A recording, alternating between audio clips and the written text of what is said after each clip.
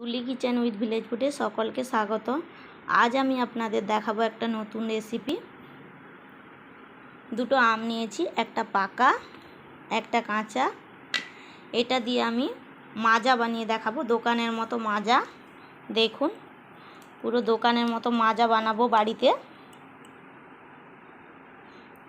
প্রথম থেকে শেষ পুরো ভিডিও দেখতে থাকবেন।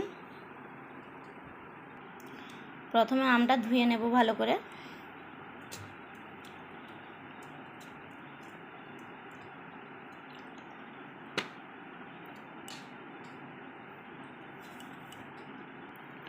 আম ভালো করে ধুয়ে নিয়েছি, এবার কেটে নেব।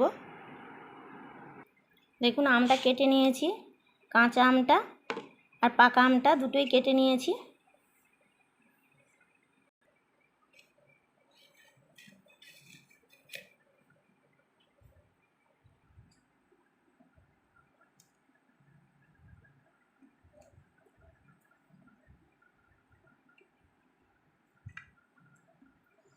আম কাটা হয়ে গেছে, এবার মিক্সির মধ্যে ঢুকিয়ে দেব।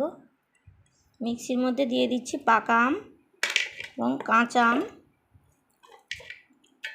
সব দিয়ে দিলাম।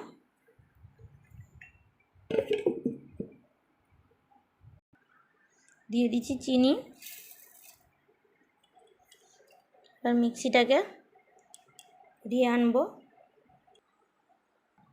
মিক্সির মধ্যে সব কিছু দিয়ে পেস্ট করে এনেছি, এবার মিক্সিটা খুলছি। দেখুন,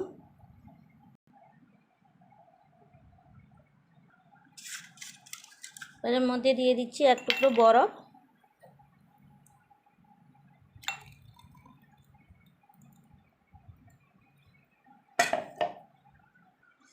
দেখুন, মাজা আমার তৈরি হয়ে গেছে।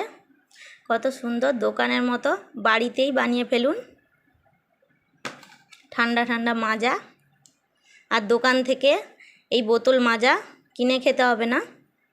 এই গরমে এই মাজা প্রতিদিনই খেতে ইচ্ছা করবে বাড়িতে বানিয়ে। এভাবে আপনারা বানিয়ে দেখুন, দারুণ লাগবে। যদি আমার ভিডিওটি ভালো লাগে, লাইক সাবস্ক্রাইব করবেন। নিত্য নতুন ভিডিও পেতে চ্যানেলটি সাবস্ক্রাইব করে রাখবেন।